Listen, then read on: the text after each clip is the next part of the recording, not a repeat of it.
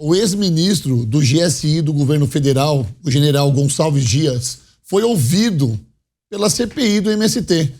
O deputado Ricardo Salles, relator da comissão, questionou G. Dias sobre o seu posicionamento como militar sobre o regime de 1964, causando revolta na base governista. Vamos acompanhar. O senhor entende que 64 foi algo positivo ou negativo para o Brasil dali por diante? A pergunta é simples. Deputado, obrigado pela pergunta, mas eu gostaria de me ater ao requerimento, à minha convocação. Obrigado, deputado. A força, o exército brasileiro ao que o senhor referiu, que serviu 44 anos, sempre se orgulhou da importante medida de 31 de março de 64. Porque se não fosse o 31 de março de 64, nós chegaríamos mais rapidamente aonde alguns aqui querem chegar nesse momento. Portanto, para mim soa muito estranho, para não dizer uma certa traição aos seus colegas de caserna, o senhor não dizer que 64 foi uma boa medida. Agora, talvez, essa sua posição explique. Ô, deputada, o senhor aguarda.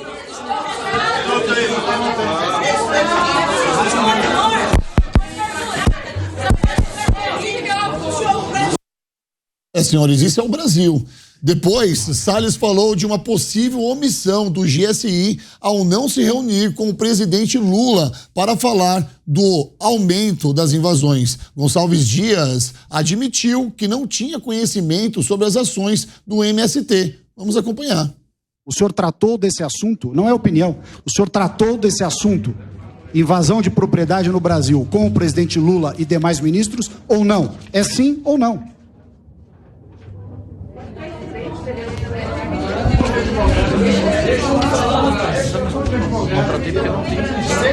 Eu já respondi, deputado, eu não tratei porque não tinha conhecimento. Se eu tivesse conhecimento, tinha levado o presidente.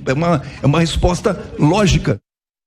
Além disso, G. Dias disse que não recebeu qualquer relatório da ABIN sobre o MST. Vamos ouvir. Eu não recebi, no 38 dias, um mês, um pouquinho, em que a ABIN ficou sobre a minha gestão, nenhum relatório. Haja vista, senhores deputados e deputadas, a ABIN, quando o doutor Saulo assumiu, ela estava em fase de recomposição. Mudança dos superintendentes, mudança dos diretores internos e reestruturando a sua gestão interna. Eu, como ministro, não recebi nenhum relatório de inteligência pelo sistema SISBIN. Olha, enquanto estava passando a matéria, eu assisti aqui, olhando para meus colegas, duas pessoas sedentas para falar. Uma delas, Palumbi, e a outra, Negão. Eu vou começar com você essa matéria, Negão. Ele falar que não recebeu, ele deu um motivo plausível, tá? Eu até acreditei aqui nessa desculpa que ele deu de não ter recebido o relatório da ABIN. Sabe que foi verdade? Porque nós noticiamos aqui que alguém lá dentro recebeu. Não chegou nas mãos dele? Nós noticiamos, todo mundo tá sabendo de todas as invasões. Aí ele falar que não sabia, fecha a ABIN, né? Mas o que a gente ainda tem a ABIN? Quanto à primeira pergunta sobre 64, vamos combinar que não tem nada a ver com o que estava acontecendo ali, com a CPI do MST, não cabia ali nenhuma opinião pessoal do general, mas que eu sinceramente achei que foi uma boa pergunta, foi. Mesmo entendendo que é errado, entendeu? Eu entendo. Pra mim, o Ricardo Salles aproveitou o momento ali. O Capês vai saber falar melhor do que eu, e o Palumbo também, que são formados em direitos aqui, os mestres, na verdade, que essa pergunta foi para tentar desequilibrá-lo, a palavra é essa, desequilibrá-lo, para ele soltar a voz e falar. Ele tentou cavucar aqui, como diz a minha mãe, a ferida, se é que existe uma ferida lá, mas ele tentou achar alguma coisa pra tentar fazer o G Dias sair do controle e falar alguma coisa. É uma estratégia. Exato. O Palumbo e o Capês vão falar depois sobre isso. Eu vejo como uma estratégia, mas vejo muito mais como ele aproveitou o momento. Porque o Ricardo Salles, ele é um ferrenho crítico do Exército Brasileiro nos últimos tempos. Ele não tem medo de falar, ele não tem papas na língua.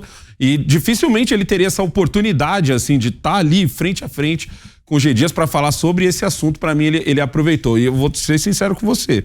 Para mim, foi uma excelente pergunta. Eu gostaria que ele tivesse respondido, apesar dele ter todo o direito ali naquele momento de não responder, porque ele tá lá pelo MST. Todo mundo sabe o que é o MST, todo mundo sabe o que está acontecendo com o MST, o tanto de invasões que teve desde o começo do ano e continua, dito que até os líderes estão falando que vai continuar. Líderes foram viajar com o presidente da República. É sempre bom lembrar que hoje o Lula não é mais o candidato, hoje o Lula não é só o líder da esquerda brasileira, hoje o Lula, ele é presidente da República. É o cargo mais importante para você ter que levar pessoas que dizem de peito aberto, sim, vamos invadir. E não é governo dar um jeito de resolver a nossa reforma agrária com a nossa lista de pessoas que precisam de uma terra. Não, é tipo assim, ó, o Palumbo tem uma fazenda, Palumbo, se você não estiver produzindo na sua fazenda, vou invadir a sua fazenda. Mesmo produzindo. Entendeu? Que é uma coisa que eu sempre bato nessa tecla. Ok, negão. Palumbo. Bom, vou tentar aqui. Tal pai, tal filho. Calma, vamos lá. Eu quero falar primeiro do Ricardo Salles e da sua coragem em estar ali tentando arrancar alguma coisa do G Dias. Tá? O G Dias, ele foi preparado para esse embate e falou somente o que ele quis. Você não estava sentindo falta dela de estar lá na bancada? Ele levou um advogado a tiracola e eu vi uma pergunta, ele olhava para o lado, ou seja, quem está com a verdade não precisa de advogado. A verdade, ela é reta, a verdade não faz curva. Quem tá com a verdade não teme. Se ele estivesse sempre falando a verdade, ele não precisava de um advogado a tiracola. O Salles pergunta uma coisa, ele vira pro lado, vai lá e responde de acordo com o que o advogado o instruiu. O G Dias, desde quando ele arregou, ele não compareceu na Comissão de Segurança e Combate ao Crime Organizado, apresentando um atestado fajuto, horas depois, estava dando entrevista. Aliás, isso deveria ser investigado também, esse atestado. Porque ele não passou mal, ele não estava doente. Quem está doente não vai dar entrevista logo em seguida. E a gente vê que ele está se borrando nas calças, ele está com medo de estar lá. É o famoso melancia, né? Verde por fora, vermelho por dentro. E parabéns pro Ricardo Salles. E quando eu falei tal pai, tal filho, é igual o Lula. O Lula nunca sabe de nada, nunca soube de nada, sempre colocava a culpa em alguém. E agora lá o seu cupicha lá, o G Dias, a mesma coisa, eu não sei de nada, não fui informado. Tá fazendo o que lá então? Coloca um boneco lá então, vamos colocar um boneco lá, aqueles que ficam com a mão aberta assim, ó, que é melhor. E devemos lembrar, só pegando no final da sua fala, que o G Dias foi colocado pelo Lula lá. Exatamente. E eu ainda acho que ele vai ser usado como boi de piranha, e o Lula vai chegar e vai falar o que o filho falou agora, não sei de nada, foi o G Dias. Isso mesmo. Bom, enquanto o Palumbo falava aqui, o meu amigo Fernando Capês preparava o seu argumento. Meu libelo. Você já terminou ou eu posso passar pra Carol primeiro? Vamos com você então. Vamos com você, já tá pronto aí, ó? Sim. Pra você escrever. Por favor, com a palavra, doutor Fernando Capês. Em primeiro lugar, esse coronel Gonçalves Dias me causa a pior impressão possível. Não só pela sua hesitação em responder, porque ele muito provavelmente mentiu deslavadamente para a CPI. Ele mostrava, inclusive, insegurança, olhava para o lado, não sei se era para o advogado deles, dizendo o que eu devo responder ou não devo responder. Ele não sabe dizer sequer se ele, como militar oficial, considera 64 um golpe, uma revolução, não consegue nem responder isso. Agora, o que mais chama atenção é o seguinte: o ex-diretor da Agência Brasileira de Inteligência, que é a ABIN, diretor da ABIN, órgão responsável pela colheita de informações, pela inteligência do Planalto, entre o dia 2 e o dia 8 de janeiro, lembra que a manifestação foi dia 8 de janeiro desse ano, do dia 2 ao dia 8, esse diretor da ABIN emitiu ao Gabinete de Segurança Institucional do Coronel Gonçalves Dias 33 alertas de que haveria uma manifestação de grandes proporções. 33 alertas que estão numa planilha. Planilha esta que, segundo o próprio ex-diretor da ABIN, foi alterada a mando do senhor Coronel G. Dias. No dia 8 de janeiro, primeiro na véspera do dia 7, a informação de que haveria manifestação de grandes proporções ao governo. E no dia 8, às 13h30, um telefonema dele para o G. Dias. E ele fala que não estava sabendo e que ninguém comunicou. Então é importante que a CPI, essa CPI é a CPI do MST, não é a CPMI. Mas é importante que os deputados que integrem comissão parlamentar de inquérito não deixem virar circo. Não usem o seu tempo fazendo discursos ou perguntas que muitas vezes não têm relação com aquilo que está sendo investigado. O Ricardo Salles é, na minha opinião, um dos deputados mais inteligentes da Câmara dos Deputados. Palumbo também, delegado experiente, extremamente inteligente. Talvez o Ricardo seja o mais inteligente, eu não sei. Porque mais que o Palumbo, eu não sei se ele é. Mas é muito, tem um QI altíssimo. Mestre. Tem um coeficiente intelectual altíssimo. E eu já conversei com ele. Esta CPI do MST é importantíssima. Tem deputados do PSOL que estão deputadas tentando tumultuar, porque isso é desespero. E é importante que a CPI se centre para saber quem financia o MST. Existem mesmo estas salas de doutrinação marxista para a prática de atos atentatórios ao Estado Democrático de Direito? Onde elas estão?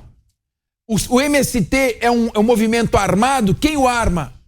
Então, quais são as suas estratégias? Bem. E pedir ao INCRA, espera um pouquinho, o Lula foi presidente em 2003, 2004, 2005 e 2006. 2007, 2008, 2009, 2010. Aí a Dilma é 2011, 2012, 2013, 2014, 2015 e parte de 2016. E o INCRA não tem uma relação dos latifúndios improdutivos que devem ser expropriados? Um absurdo. O governo não tem uma relação das terras que a União comprou para fazer reforma agrária? Porque a Constituição diz, está claro, está lá no artigo 184. Basta emitir um decreto expropriatório declarando interesse social aquele latifúndio improdutivo e fazer a reforma. Só a melhor maneira de esvaziar o MST? Fazendo a reforma e assentando todas as famílias. Agora, você tem a pena do esbulho possessório é ridícula, é infração de pequenas causas de menor potencial ofensivo. E quando esse movimento pratica com violência, sabe quem prejudica? Quem? Principalmente o proprietário, claro, o latifundiário. Ninguém quer comprar, ninguém quer pegar dinheiro para comprar uma área e produzir, porque tem medo que vai ser invadida. Mas acima de tudo, Carol, quem é mais prejudicado? As famílias que democraticamente, silenciosamente, dentro da legalidade, se cadastram quietinhas no INCRA e aguardam a sua vez pacificamente. Perfeito. Carol, olha só, em depoimento à CPI do MST, o líder da Frente Nacional de Lutas, José Rainha, reconheceu que tem relações políticas e fraternas, eu coloco isso em aspas, tá? Com a deputada Sâmia Bonfim, sem negar vínculo com a parlamentar. Além disso, José Rainha disse não ter nenhuma ingerência sobre o fato de a sua ex-esposa ser empregada atualmente no gabinete de Sâmia. É maravilhoso isso. É maravilhoso, mas continuo. Olha só, José Rainha não explicou o motivo pelo qual deixou o MST e avisou que vai levar essa divergência com o movimento para o cemitério. Acompanhe. O senhor foi do Movimento Sem Terra, do MST? Foi. Até que ano? 2003, por aí. E o senhor saiu do Movimento Sem Terra e criou um novo grupo chamado Frente Nacional de Luta. E por que o senhor quis sair do MST e ir para a FNL? Deputado, como diz o senhor, todos os movimentos têm suas divergências. E a minha ordem de divergência política que tive com o MST, eu prefiro dizer que levarei para o cemitério. Bom, veja. Alguma que as divergências que ele teve com o MST, ele prefere levar para o cemitério. Provavelmente, se as expor, vá mais cedo para o cemitério. O Salles ainda foi ali serioso em brincar com ele e falar sobre o cemitério. É um desrespeito não só com a CPI, com as autoridades, mas com o cidadão brasileiro, essa fala do Rainha. Exatamente. Você viu a distância que o Salles estava do Zé Rainha, né? Quem é essa figura na história da reforma agrária brasileira? Ele é um velho conhecido dessas invasões, ele era do movimento MST, mas aí eu digo por que ele saiu. O cara é tão extremista, dito a lenda diz, tão extremista que nem no MST ele se adequou. Agora o que aconteceu de fato, realmente só Deus sabe, né? O que se diz dele, que ele já foi também inclusive para a justiça em relação a esse problema, o Zé Rainha é dito como um dos maiores criminosos agrários do país. Teve uma história que ele criou a Cocamp, uma cooperativa agrícola. Eu lembro sempre que a cooperativa é extremamente importante para o agronegócio brasileiro, mas ele criou essa Cocamp e foi condenado porque deu um golpe de 15 milhões no Estado. Para quê? Falou que ia pegar esse dinheiro, estruturar essa cooperativa, comprou um monte daquelas SUVs e caminhonetes maravilhosas e sumiu. Então foi esse o grande golpe que o cara deu. Além, agora ele está sendo também, vocês lembram do Carnaval Vermelho que teve aqui no Oeste Paulista? A acusação é que ele estava ameaçando os fazendeiros, falando: se você não me der dinheiro, essa é a acusação, precisa ser investigado. Se você não me der dinheiro, a gente vai invadir a tua fazenda. E a Sâmia, pessoal, a Sâmia tá ficando velha, conhecida também aí da população que trabalha no campo de sol a sol. Por quê? Ela apoia esse movimento. Ela diz que é toda dos direitos humanos, mas ela nunca fala das famílias que são coagidas nos movimentos, na maioria das vezes. Mais uma vez, não são todos os movimentos que fazem esse caminhar ruim, mas ela não fala dessas famílias, dessas mulheres e crianças que são coagidas a trabalhar no movimento também de sol a sol. Eles não podem nem ter uma casinha mais arrumadinha, porque vai demonstrar que eles estão bem de vida, não pode. Eles são realmente coagidos. E a Sâmia ainda emprega a ex-mulher, que a gente nunca sabe se é ex, se não é, se tá junto, se não tá, do tal do Zé Rainha. Mais um monte de depoimento que ela deu no 8 de janeiro, mas aí eu não vou me estender. Mas vocês veem que o objetivo ali é o quê? É juntar camaradagem, porque eles dão voto.